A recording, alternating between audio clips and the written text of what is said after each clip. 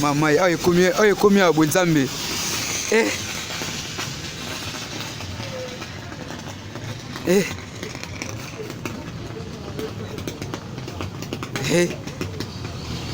Yawe na ngai. Oye komi ya bonzambe. Bayimbaka ye omoni net mettre Sakuzo jangi wana parce que moni mutu avant po ochaika tantôt ba musuba kina pemena ba musicien bayembe oh mettre bayembela nani Arnaud Mouma oui na yoka bayembela Sala musala bien na kota musala non na yebiti il est dans la kati toke bango na sengo permission il est comme moment ya vérité na ba vérité mettre serpent na yebieti. Restez toujours branché à Chris London Télévision. Biso a ezala rande boy. Biso a ezali que non 5 mètres.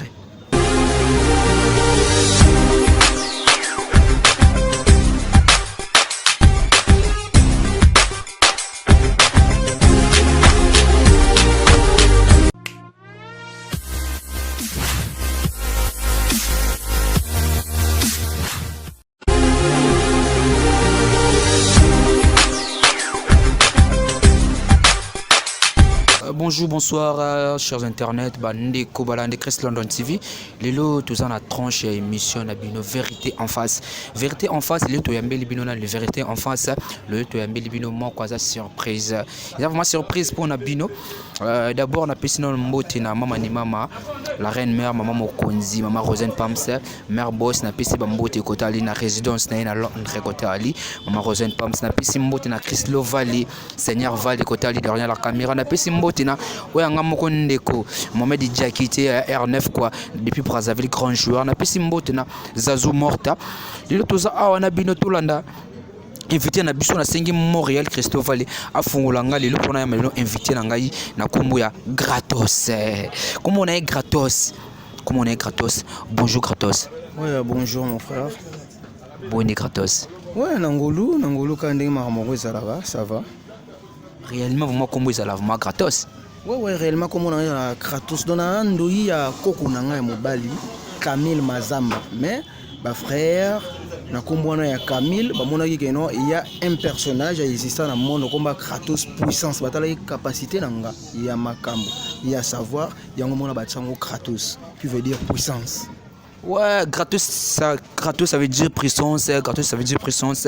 Gratos ça nani na omeka un peu ko expliquer biso parce que bato ba landa biso ba comprendre te mutu mo fandika mbala moko bien ba chapeau bien ba kana Gratos ça nani.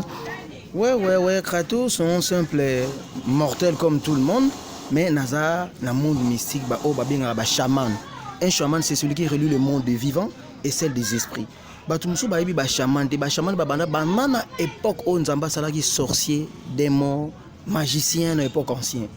Pour ba pouvoir ezali tellement ebelé na mokili, nzamba mona que non, parmi ba pouvoir il faut un moko pouvoir dominant. C'est ainsi que les sorciers, les magiciens anciens ba no bazali na kobome zalaki facile faire des rituels comme ça zalaki on l'a ini. Ba ko créer ba chaman, religion des sorciers na kala na époque ancien, la Wicca. Religion c'est dans le monde de religion on est ba sorcier la Wicca ba grand sorcier ba vanena ba magicien ba chaman bazali na kati na bango ba bino bona pouvoir quoi arrêter ba magicien ya ko arrêter ba sorcier donc ezaki impact ça na époque kala nous le chaman que non ba sorcier boza na butu ba magicien boza la mamla bino na en cachette so tout le monde on l'a ini biso to poursuivre to ba arrêter na époque kala ba chaman bando bo ba sorcier na ba magicien donc je suis un chaman. Nazawana pour nous régler les problèmes démoniaques, problèmes nos autres chamans, notre objectif est de libérer au monde Yamabe et Zokanga. Ça veut dire que Gratos Nazawana, nous avons un problème familial quand des ababenga on va singa famille quoi mutu mo wana singa famille aye pas gratos mutu mo na malédiction moko boye aye pas gratos après il y a une solution. Voilà, donc tout donc nous les chamans, tous avons pour nous relier le monde à vivant. Na ba oye ba kufa donc na nature mobimba le monde des vivants et celle des esprits.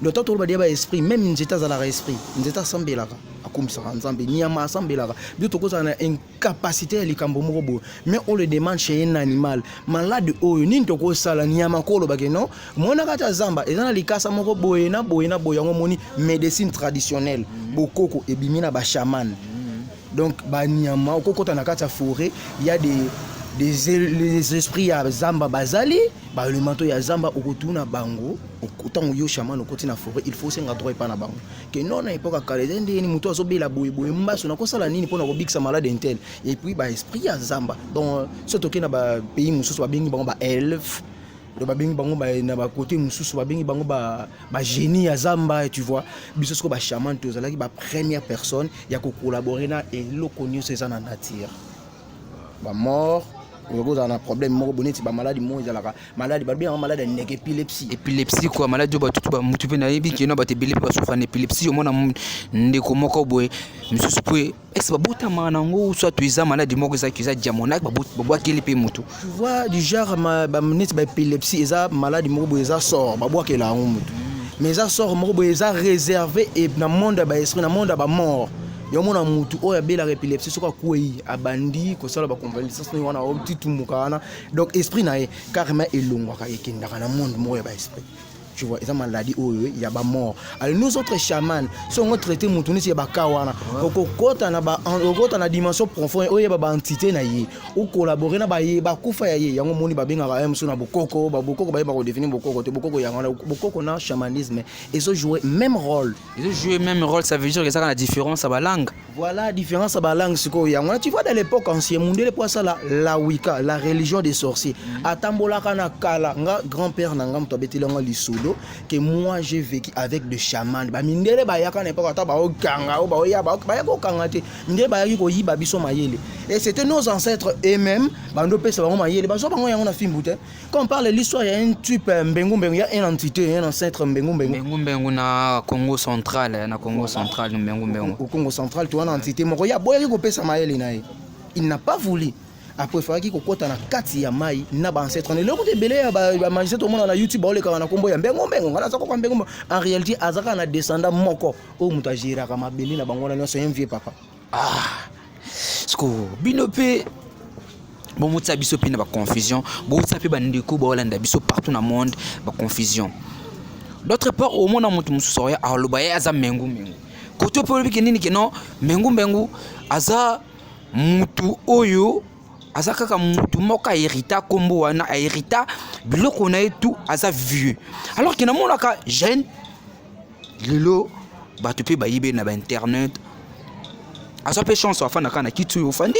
aza moko ya ba descendant ya mbengu isa siko nini waneza archive omoni na mokili oyo souvent tozoluka base natalaki mwana moko boyo azofinga Karine mokonzi moko m'a envoyé un lien natala boyo Karine mokonzi ya kozongisa bakisi nanga non c'est archi faux dans la Wicca la religion des sorciers dans un livre à la Wicca livre de chaman Montréal a bien de la Wicca religion des sorciers moi je te dis jusqu'à là présent ki chamanisme nazo konne kotanga oya biso ya bato mwindo esi na silisa nazo continuer ya mindele la Wicca la religion des sorciers tu vas voir dans la religion des sorciers tozana ba loi eza kuna les lois formelles la loi ba bingi loi ya discrétion loi ya secret sa troisième loi na si je me trompe pas na kati ya la Wicca na religion des sorciers un magicien ou un traitant il faut ça na discrétion ya secret nous on voit beaucoup passer ngala simbaka deniles en réalité baso ça les logo tena ba deniles wana ba sala relo ba simbaka ba tuté un mutu ou simba mutu magicien marabout ou un chaman ne peut pas passer à la télé comme ça dire tu sais moi combien de personnes au ngala simbaka ya msona marabout yango moni siko bande comme suspect ba kuma kobanga ebita ki soki akuya envers yo ya kina ndenge mo akuzu après yo le kasusu otangi sukombo na ye omoteza pe ko sali pe réputation monke ya bino siko na ngana problème ko za question na ngai liboso na ngina tuna ndeko na nga gratos entre différence ni ezali ya magie blanc na magie noire. Vraiment, en réalité, dans ce pays, la question, tu vois, la différence entre la magie blanche et la magie noire, beaucoup les confondent. Que magie noire, non. Oh, magie blanche, non. La magie blanche, telle que la racine de la Wicca. Magie blanche et ça pour défendre contre magie noire. Dans la magie noire, on trouve un chaman. On trouve dans la magie blanche, un chaman c'est celui qui relie le monde des vivants et celle des esprits. Dans la magie noire, tu as un nécromancien. Ce sont la nécromancie dans la magie noire, l'art d'invoquer les morts. Au côté de la caméra, on a un chaman a invoqué qui ba kufa ba yaki. Muto pas invoqué ba kufa ba yaki, mais ba loi na bango est différent. Oh la loi na ngomona yemsona qui ne la liboma là c'est là. Mais tu vois, comment la différence est. La magie a débuté lorsque la sorcellerie est venue au monde. Kindo ki mutebota ki magie. Il y a une époque ancienne, les sorciers étaient là, et c'est ainsi que d'autres ont vu non. Yo junior relié te mamu olim na famille nanga non na télé melango tout ça tout mama kelele ta ba makele la kalezala ki ko exercer ki ba makele mana mwezala ya solo si et ça réel parce que yango écrit magie noire na magie blanc tant balbara ndoki ya famille à défendre la famille frérot nazolo belo yango bon en live ndoki ya famille à défendre ndoki azate o ya défendre bon l'amour il est un sorcier tout comme d'autres sorciers alliés par alliés mais azana pour nous défendre. C'est ce que la magie blanche est sortie. La magie blanche est ça, vivre en réalité, à vivre en communion avec la nature, bon avec la nature, à quoi bombater, à quoi ça la mabete, mais il a la sorcellerie. Ça va, il a la sorcellerie, nekonangai, gratos, n'engna lo basi subui. Est-ce que peut, et ça peine à ba secret mususu, o ezali, na se ya magie blanche. Vous êtes na C, il y a magie noire. Ou les lomoni qui non, mutu, yo solo banani qui non, ozo salisa mutu, ozo aider mutu, mutu a na souffrance aya, mutu ko zelo ko pa na yo, pour qu'il y ait likamo quelconque. Et après il y a beli liboma. Yo pese susu, bikila ngo mimi so na liboma. Et ça la nini, avant que ton moment, donc toi parce que et ça la moi ça le mutu ko nga peni na za boye ngaya, ce que mutu mo ka kei ko zo kisi. Comprends, hein? À ce que kisi ndeka tulubaka mutuma ki ko kisi en réalité toi ko kisi aye kutana na yo comme le bozali guérisseur chaman donc vous bongo après quelque temps mutongo abeli libuma ezanini parce que moi quoi banini ki no afanda peka awa lo banini ki no différence ya magie noire na magie blanc et bomaka. Magie blanc, bah toi belé la caliboma. Alors que magie noire, et bomakati. Magie noire, c'est juste pour nous aider mutu. Ce que moi, je suis singa nous faisait l'eau moko. Et c'est biso pena bateau bazola na biso. Moi on a troublé. Mais quand peut éclaircir vraiment biso clair. Il n'y a que et l'eau moko na entre magie blanc. Na magie noire, nous sommes mis balé eza magie. Magie noire, ezala biso ba indoté. Magie noire, c'est le côté obscur. Magie noire c'est le côté obscur. Nakati ya magie blanche, tozo trouver ba formule ya boko kona biso. Les chamans ba osala ba guérir ba tona banzete, ndenge to sala boko kona biso. Ba soko benga ba entité to ba ancêtre o ba kufa ndenge ba to sala na boko kona biso. Entre la magie noire et ça le même eloko la magie noire peut guérir. Mais guérison ya magie noire, tu vas trouver nakati na yango ba mabe eza ebele. Tu vois, jamais magie blanc ebele sa moto liboma, c'est archi faux. Magie banda na époque on s'est salama pour nous défendre. Nous le peuple noir, on a hérité la magie blanche. Et c'est comme ça, magie blanche, magie non est outil. Na carte Égypte chez nous ici en Afrique la magie, ils allaient cultiver na carte Égypte. Il y a un peuple israélien kolonga na bango na carte bakena na mayele wana.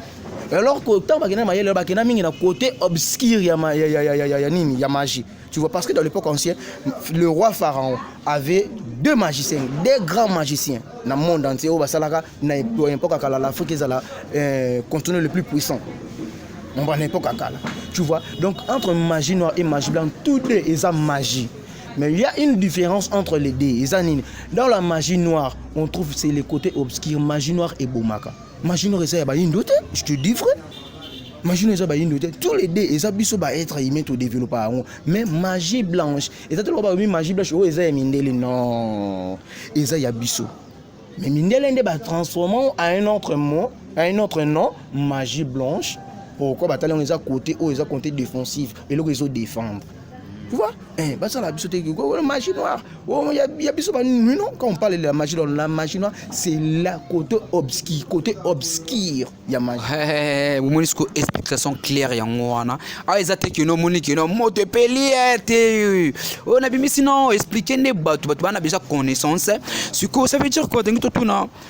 Toko yeba signification ya. Oui, eza ni les pouvoir ou comment? Bon, tu vois, on a 6e mois. On est dans 6e descendance. Nous, les chamans, on a chaman et Banianga. Chez nous, les Banianga, nos grands-pères s'est transformés en crocodiles. Les crocodiles de l'eau. Quand je vous parle de mon grand-père, tu es les 5e, il y a hérité pouvoir chamanique. C'est lui qui m'a enseigné le chamanisme.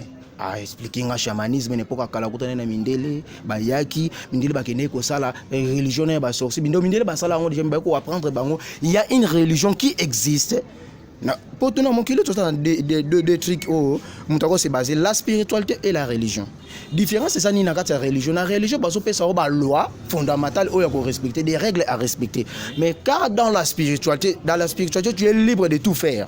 Comme vraiment la place la spiritualité et la religion. Je pense qu'il y a celui qui non spiritualité et même en enfer. Spiritualité et comme même en enfer, spiritualité exotique ayo, oh ça la différence. Voilà, s'il te plaît gratos. Voilà. Spiritualité et même en enfer t'es comment? Zila, spiritualité et même en enfer t'es comment? Spiritualité zali muto lelo ou abomi muto. Abomi la spiritualité. Bachara batu akinaka bwakili muninga maladie après quelque temps muninga kufi. C'est déjà spiritualité non? Batu babima na butu bapumba bandoki. Siko ndoki wana. OK enfer tendenge nini? Parce qu'on a ça là nana uzungi sao ya bon azongi c'était là. Oui, éclaircir biso le rwanga vraiment na batu bolanda biso bazalama éclaircir vraiment lelo. Boyoka explication claire, ya lelo oyo gratos azoloba. Tout ça matoi bo fungula vraiment matoi quoi moi volume mata côté wana vraiment zenaba jakité fungula mo matoi quoi boyoka yoka na maman nanga mi maman sociale maman ni mama quoi boyoka. La spiritualité, quand on dit un maître spirituel, c'est celui qui vit en harmonie avec tout le monde. État spirituel et ça na cause la moninga ba magicien muso ba ko leka na ba ke muto azo sala alo ba mamba ko kosa a kosa na ye mais lokola ngaro na ya ko vivre en harmonie avec tout le monde na ko ba un maître spirituel n'est pas celui qui provoque la mort na mutu non mais na kata spiritualité tu dois trouver côté obscur pe ezali. On se comprend na kata spiritualité parce que toi tu es là, tu es un maître spirituel ou en tant que bien esprit aïe. Quitte à toi maintenant, il y a commander esprit wana yé présent ma présence na yo, fais-moi ceci et cela. Mais quand tu lui dis déjà de faire du mal, mon temps au contempler, au benga mozo invoquer, et na ba commander ba mususu kuna na monde bango so azo zilango ba fimbo kende ko répondre kuna ba benga en urgence. Tant ayé o lebele que non, je vais un tel mba sur le démakolo. Tant que kuna mba moi calibrer mba sur le démakolo. C'est toi les maîtres qui les fait. Nous sommes ceux qui réagissent dans la lumière, mais nous sommes les serviteurs de l'ombre. Gratos. Oui.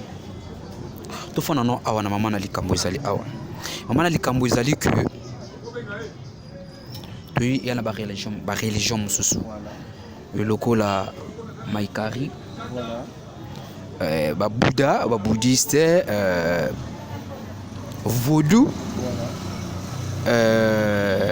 Formation au les en Afrique vraiment ma quasi formation répété ba religion au tout na tangeli wana ba religion wana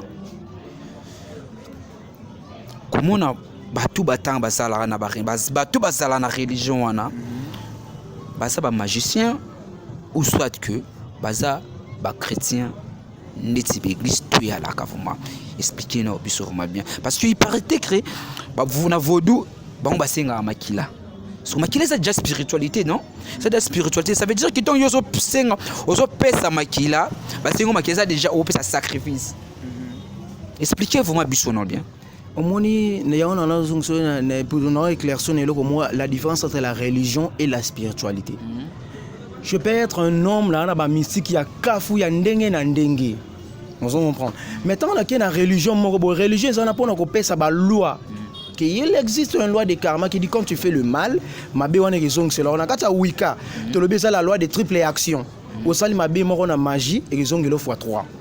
On comprend. La différence c'est ça religieux ils ont bang sur contre Babylone comme religieux ils ont l'obéla ma bé o comment. Religieux total c'est qu'il existe un endroit qu'on appelle l'enfer, il existe un endroit qu'on appelle le paradis. Religieux qu'on apprendre ça en réalité dans mon culture marche dans des choses du bien na ma bé. Mais na ma bé quoi. Mais quitte à toi l'homme spirituel, il y a qu'au développer, n'a qu'au vivre en état nini. Gratos. Gratos. Oui ça vérité en face. Vérité en face. Et sa question auto opposons à souka. Tu opposons à souka. Kratos. Oza quand c'est na famille nao. Ngai na libota ya ba tata na biso naza deuxième. Mais na libota ya ba maman na biso place na hérité mystique nyonso ya monde. Naza koko ya liboso ya mobali. Il y a une famille toza ba 65 quelque. Mais koko liboso ya mobali abimeza ngai. Moi la Mimi Chikeva. En réalité, il y a moi. Moi la Mini Chikeva yo Kratos yo mini check maman ni maman la pesi mil check mbote quoi. Maman présidente ya, maman présidente mini check na pesi mbote maman moi na maman Mini Chikeva. Ba msubaya awa ona nani non. Confirmer les gens qui non gratos yo. Ouais, il gratos na Congo central moi na Mini Chikeva. Yo mon ami de tous les temps, gratos. Jour au kaka vraiment qui yo no zaboué aux hérité plan na ba ngosi mango quoi aux hérité plan réaction ya la non ni expliquer ngano parce que comment na boga boé comment na boga boé mo banzele pe vraiment qui non kotana mapa il est grand normal yo coup de boya te parce que okobenda bango ata na molimo.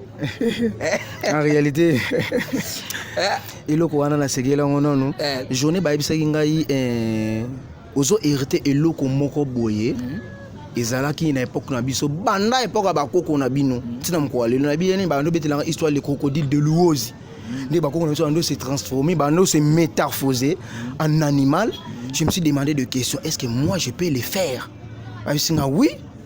Ba grand chaman na kata zamba ba ko se transformer en lieu akimi pe mbanga tali distance à se transformer ba ndiango pe atali bo moto zate gauche doit se transformer en tant cheval akimi donc bébé ba biso to vivre en réalité en harmonie avec toutes choses ba no tali sanga ba avantage nango na tuni mabe nango ezani mabe na yo okozala kaka na guerre toute ta vie contre côté obscur donc contre ba démon ba sorcier ba magicien okozala kaka na guerre na bango vi na yo mobimba parce que loko magicien kangi yo ke ofongoli guerre bandi muto bakangi na minyololo azwaka te nini te yoki ofongola komo ozwa komi na pafuta komi na bala bapichwana pe bayaka azwaka te likolo kilo sukolie pesi makambo après yo moko pe na sima voici avant makambo simba il faut ngamo pe na beta après makambo simba parce que makambo ba basa ba victime makambo wana balia bato azwa victime makambo bali petit moi yaki par rapport à makambo na ba nini non asukola et après ko sukola te petit moi vimbo vivre ça va moi petit moi te calva ça va petit moi boye na boye et après au proposer le susu tana simba bani pour makambo simba bongo non bon il existe une forme il y a une rituel dans le livre des ombres. Sur le livre des ombres, télécharger un PDF, c'est comment déjà gratuit. Il existe une rituel, rituel à nudité rituel. La nudité rituel. Nudité rituel, on est ça. Et comme on une étape, il faut se déshabiller. À ce niveau ça là, rituel et nudité. Mais pour na kokoma na niveau wana, il y a aussi la nudité rituel. Bozo ko parce qu'on a un monde à esprit très profond. Ils ont jeté ça grave. Alors ils étaient que petit moyen on a lavé na sauté maman na nudité rituel oh là là non et ça bon on a quatre rituels wana et le but est que oh là là mais nudité rituel faut botique à la ndebongo et on a ba science musu basala kaka qu'il témoigne sur la nudité rituel de basala ka mitaka là mais tant yo comme si on pénétrer et logo on a pénétrer pas moi si on est comme comme musu. Wana vraiment je vous dis en pleine télévision tozali mabatunyo sur ba la biso tout ça ces genres de magiciens là ce sont des profiteurs. Kratos Obota Nabuta nabota na bana 4. Bana bana 4. Oui oui. Gratos wana bana 4. Exemple. Gratos wana bana 4. Il faut penser un jour puis que oti qu'il a payé moi na moko eloko. Charge oyo nabulara kotikala yango mwana moko te parce que ça charge makasi. Donc si les rendre, on devrait m'enterrer avec cette canne. Ce qui un jour chaman a robota parce que tu vois eloko batiki la mutu tout il faut azalana don oya botamina. Moi je me suis né déjà avec un don spirituel. So ta le boko nanga o luki na ba genre ba religion monsieur ça ba ba ko définir nini ba signe mi sapia. Ouais ba voyant na ba voyant. Botamana M déjà. M wana ça veut dire quoi? Signe moro mystique. Na magie de retrouver M comme magie, M comme mystique, il y a on a beau M dans le beau on a ce que Luki n'a pas qu'il n'a pas certains recherches bah toi beau na pomme de main on a M bah ça ils ont défini en ligne ça non on a tala on a beau M tu vois ça il y a là ah désolé parce que ça charge quoi et ça charge maman recette pomme c'est ça charge t'as eu mon ninga le vraiment ça charge quoi beaucoup on a moi si nazara na koko awa grand-père na biso lobaki papa ya père na bango motazalaki na koko na loboko na ye wana grand-père na ngai et na époque na ngai ngana hérité yango na sinya koko ana ça vraiment descendant vraiment ya famille na yo bongo mayaka oyo eza nini o expliquer biso mayaka oyo tu vois yango na expliquer na un homme spirituel oui doit avoir une religion. Oui. Moi, j'ai découvert la religion des sorciers, la Wicca, oui. Et pas grand-père Nabiso. Oui. J'ai étudié la Wicca. C'est la Wicca, Déite, mère de Dieu, la déesse, mère de Dieu, et Dieu, le père des hommes. De Babi, chaque existence a une origine. Même Nzamba a une origine. Mais Bible Bomba existence à déite. Nzamba Yeka bon. Au commencement était la parole était avec Dieu. Oui, Dieu marchait au-dessus des eaux. Aouta qui voit pendant temps pour l'année le colo ya maï. Au-dessus des eaux, le monde nous il y a dans le vide. Alors quelque part, quelque part, mon élo comme moi il a dit non, je devrais faire des trucs dans quatre élo qu'on a mon truc immense. Babi au commencement était la parole était avec Dieu. Abandi ko sala mokili. Tant que bando sala mokili abengi ba lobi na quatre Bible les 24 veillard. Ba vanda ki pembeni na e, ba sala ba témoin tant on créer encore bino mboza makasi na Bible je te dis. Vous avez ma casse na Bible. Si. Au moins comment tu yoko mon pasteur à limité. Pasteur à limité, oui la Bible dit. Mais excusez, féticheur, guérisseur, aïe Bible ko les pasteur. Le savoir est une arme. Il faut oyer ba toi tu na kata boy na leki na chaîne na ngala ta mystique ngala ta boy na sali ba spectacle la ba spectacle on ba pays musu ba l'action ba falti ya ba biloko na ba sala ya. Ouais quoi na entre Togo na utumu na ba utokanga un féticheur moko na zena ngo to tala ngo pe ingénieur na ngai Chris Loval na région ko balance ngo omoni kino ba papier boko si ba tu ça non ba papier na ba na bino na botaka wana ya na ngo ba papier voilà siko bino boko mi ko escroquer batu voilà ça qui est escroquerie hein je le dis tout contraire parce que omona mutu mususu abengio pour que ana problème ko idée ils ont dérangé à bien pour avoir solution parce que tombe les kakabolbani qui bozo pèse la solution si qu'on a besoin d'exemple moi mutu moi ça dit na difficulté ya financement aye pas na envers yo so sengesko yo senga mbongo eleki okudu no asimbate automatiquement pour ça. Ce sont des profiteurs, ce sont des profiteurs basés sur du marabalisme. Tout le monde bazo leka, bazo leka charlatan, bazo amateur. Le monde mystique, il y a magie, spectacle nion so ezalaka, illusion. Pour nous faire quoi bien loko moko mystique mais en réalité c'est pas ça.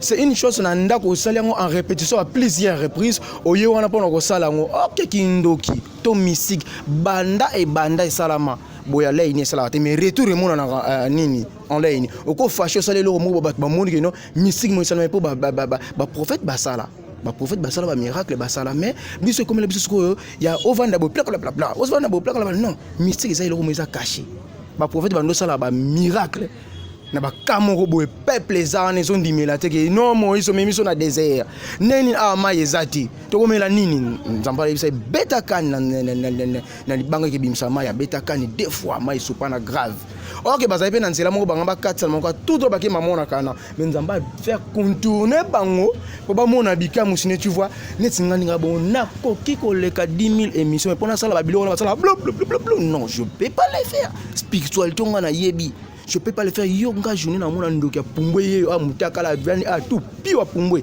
na bisa yo bon journée na komona ngo na bisa yo nakasi omone na minute na misu boy ya on loba en réalité mystique c'est loko bomba journée ndoka ko bando kopumba na moyi makasi boy yango moninga journée na koma mana yebo mana zumu tuna nga mako na yebisa mon frère na longole longo na Simpson na loboko sa l'émission na mutu nzoto evandi yango mo akoti ouais gratos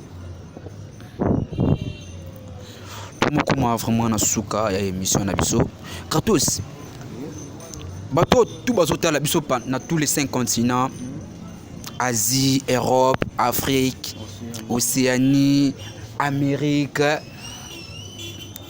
Message fort na wizanoni parce que d'autres personnes ont souvent des difficultés à mukanda. Asa des difficultés problème moko bozo déranger na poto. Asa difficulté eloko moko boy. À s'assurer que soka est pas gratos. Alors sa solution. À s'assurer makasi na nyonso et surtout. Pourquoi? Je suis là pour défendre le bien. Il y a battu, il va être aimé. Nous allons pour défendre bien. Donc, azala nae na ba problème. Te on a ba document nangé ou meleni oui. Toko sala yango en réalité kende. Pour jamais nous continuer dans mon document ya musique le ngwa limo pio bimi kuna non. En réalité ba sala le makombo kende. Tout est kende azala patient. Si kende mbala moko pour mon ba faire on zaki ba bloquer moki bo pa mbala moko hérité. Ce qui m'a dit que na ko longole lok document ke ya kuna komi maona document lokuta ko le tambola batiko non ya lokuta na ko sa ele makamba ke makamoni kuna epeselami OK en tout cas maître dans les 48 heures ba pesinga boye non c'est là après ce qui ba semaine on ba bi semaine on azonga mbala mo makamoni komi ouvert et non ke na ko sa elo lelo ke mbala mo non ça va to mokuma na suka gratos contact na izaka wana yelika wana numéro gratos ngwana okoko pesa numéro na yo bato tout ba contacter yo.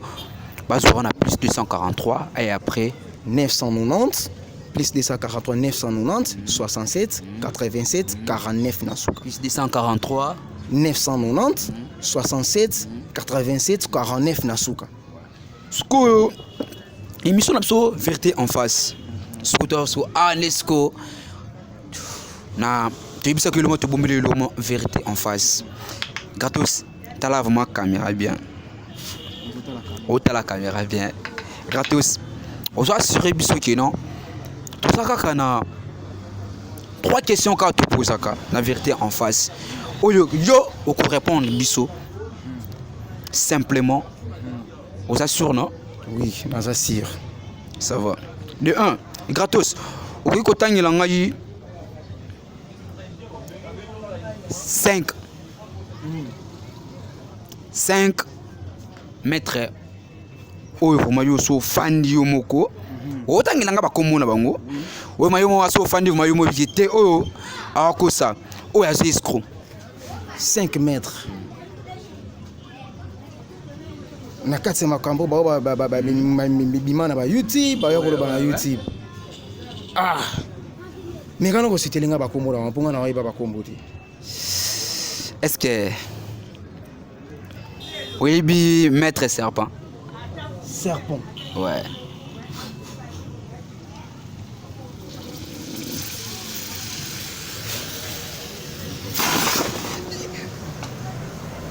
Maman, aïe combien à Bonzambe.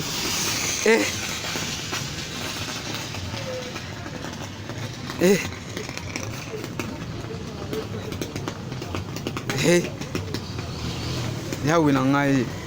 Aïe combien à Bonzambe. Ah maman Rosane Pamsosa ka musata côté musale mimi nganza ngano na botité ngano na botité maman Rosane Pams ngano na botité makambo ezolukilanga awa restez toujours branché à Chris London Télévision biso awa ezala rande boy biso awa ezali que non 5 mètres est-ce que 10 mètres serpent au modi attend otangi kombo na ye oui nkodi ya bakoko Et reconnaître été. Et reconnaître été tomboki déjà parce que c'est un moment de vérité. Ah, vous comprenez? Tant que le moment de vérité na toqué bango na toqué bango. Na toqué bango na sengi ou senga. Mabele bakoko na tambo wana kata kinzu. Partout na niataka.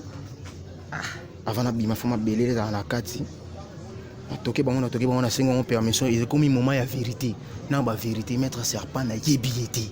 Ah, le monde mystique azati. Et bon, notre deuxième. Et ça ne s'allie pas parce que quand on a comme banga, on s'est mis en gaille. Maman n'a pas comme banga. Ah, et ça souvent on vraiment. Et ça la bonne. Comme un maître mot boye que ça la bonne réaction que ça. Ah. Et bon, Gigal solution. Ça la moussa n'est bien. Giga solution. Oui. Bon, en réalité, comme on a na matadi, na mvanda pena 2 ou 3 fois. C'est un petit qui a des trucs à apprendre et belé. Faire du spectacle n'est pas dire avoir de la magie. N'est pas dire que non avoir la spiritualité profonde. C'est ça aussi les problèmes. Il y a un moment où tu yende asali otolo kakaloba ka asa mwana ya mengu. En réalité, ngana ko bengi sabino na matadi to kitina kata ville ya matadi to matina ngambo ya ntipi okende okuta na koko ya véritable et original oya kasoka kitina port MGT na matadi abike minito korezo katana kore katana port MGT ya matadi moi je te dis ouais biso to na problème te Chris London to sana biso to sala ka toujours musala na biso nde muté pisa biso makambo déjà to moke déjà presque na suka à la fin émission na biso otengo déjà bongo maître Sarkozy. Maître Sarkozy, Maître Sarkozy puis ala na matadi boy. Maître Sarkozy, na monde mystique na yebiété. Ah, nzambe. Ah. Bongo Arnaud Ngouma. Bon, Arnaud Ngouma bayembaka ye. Omoni net Maître Sarkozy dangi wana parce que moni mutu avant po ochaika. Tato ba msuba kina pemena ba musicien, bayembe oh maître bayembela nani. Arnaud Ngouma oui, nayoka ba yembela. Asala musala bien. Nakota musala non, na yebiti. En réalité, nga na monde mystique nga na yebi. Na savoir on atanga na yebi été azati. Monde mystique. Suko, yo tangila ngai 3 personnes au basala musala bien oyo yebi. 3 personnes musala bien. Au basala musala bien. Oyo yebi. Nazwina no. Tala caméra pour bien. Nazwina no 3 personnes basala musala bien. Oui, oyo bakina. So mamu ta kei, tiko tak. Nani? Ngamu no. Le 1. Yami balé. Bakoko basouté na. Bo bango na koza confiance ta mo po bango ndi basala musala mo ke fa ya kuni. Yami balé bango. Yami satu. Bon, na mona te place sala musala na niveau spirituel na confirmer les Cheikh Abdul Majid. Ah. Un homme spirituel, n'habite sur la salle à Moussala démocratique Mobimba Congo. Démocratique Mobimba déjà. On a déjà deuxième question n'abiso ya suka isa vraiment boy. Tala la caméra bien. Nazuta la caméra. Question n'abiso isa boy. Gratos. Est-ce que Lola yalaka? Le paradis existe réellement. Paradis existe. Merci vraiment qui est tellement osa vraiment mettre ya libusu ou ya reconnaître que paradis existe. Après là, nous irons dans un endroit où vous allez juger. Il y a des actes qui sont tout sali na mokili. Et après ça, il y aura une différence. Il y a des droite, il y a dans le monde où tu dois vivre. Il y a des droits, il y a des libres, il y a des droits. Si il y a des biso vraiment bien. Nous avons sûr est-ce que Gratos au Kota Lola Lola, et ça destiné à la subhanallah. Nzambi mpungu c'est tout lendo. Akotala ke bonheur ou ya mutu oyo ezaki pour asala ki musala na ye bien. Malheur ya mutu oyo pour asala ki makambo boye na boye. Non, d'après yo moko parce que ngane na ça déjà nga trésor ici moment mané na ça mais que non ninga il neige. Ata lupangu na ndenga mitendi na ndenga suka ya Lola na ozala ozoko bol ata lupangu na ndenga kintuka na ndenga mpasa Lola nga na ozala siku yo vraiment Ozo espérer qu'un jour vous en allez là, na paradis vraiment. Dans le bango, oui. Je suis le serviteur de l'ombre, oui. Mais j'agis dans la lumière. Na rozana na paradis. Rozana na paradis. Ça langa moi bien na mono na paradis. Kando le bio mabongo, isanga moi bien na mono na paradis. Moi quelques dédicaces na yo, na batu bola na yo, na batu ba soutenir ka yo, na musala na oyo. Hein? Dédicace na ngai ya tous les frères bazala pembeni na ngai. À toi premièrement, il y a ndeko na nga cameraman dans un ciment. Il y a tout le monde. Je suis un maître spirituel. Je vis en harmonie. Je suis plutôt un guide spirituel. Je vis en harmonie avec tout le monde. On a eu force, na yo. Na pesi batonio so oyo na yebani na bango mbote, y compris mes frères même bazana simana na ba grand salam na bango. So na bandi ko tanga na kozangisa batu et kokotsa eloko mususu ya bien te. Eloko mo ezalia wa, to soulevango. Est-ce que batu ba hotel la biso ba comprendre ni lo ngane na lo bango. Ngane manazo lo bango, ngane na lo bango. Brandol demande de l'ambiance, c'est un frère. Il y a gratos. C'est qui va. Makambo wana na sonne la ki wana mutano simba ntini nyana mutano pesa makambo mweza yeyo ma. C'est solo. Bon, na kati ya la wika. Oui. Nous avons des lois. Les gens leçon morbo. Je peux jamais affranchir limite à ba loi. Mystique ou natangi. Non, le pasteur de Nile, si moi je fais ceci, c'est là pour lui. Parce qu'ils ont un confrère, non, Moussou, Boussana, Salamoko, moi, non, la TV Moutouabi, non, na Simba de Nile, si, n'a vendu mon apesa, Karine Mokonzi, Makamoboye, na la Kelly Karine Mokonzi, la Chine. L'Okutan, je te dis vrai, ce sont de menteurs. Ce sont de marabalisme. On est ça charlatan. Ce qui c'est pour créer le base. Mais tu as la salle émission, tu as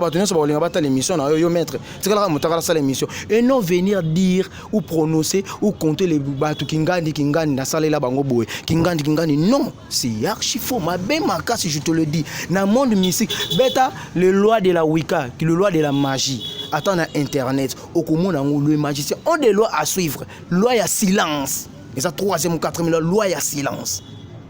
On a un jamais na plateau na lobaki ngana simba kentel et ko sala makacha mato moninga na avant na muto azana 6e makasi yeba ke ngai azana fulani ne mo bwa simba ke na eseto wapwana ngaya batuti. Ça va, tu vois, on a souka émission, on a besoin de pesi, bateau tout bas sauter na kanga de loin de près, bah conseil na bino sala kanga bon commenter. Vous aimez, vous partagez. Les commentaires n'abîment et ça la rabisso vraiment bien parce que toi il y a remarque n'abisso. Vous tenez vraiment bisso regarder na honneur sur outil les cas awa. Honneur soit que les bango on a tout cinq par argent par rapport que n'a pas si une grande merci na oncle Nangai Alaomé Koutali depuis Brazzaville na pisi mbote na Saint Alaomé Saint René Alaomé famille Alaomé Mathéo Mbala na pisi mbote vraiment na souka émission na biso à la prochaine numéro bye bye.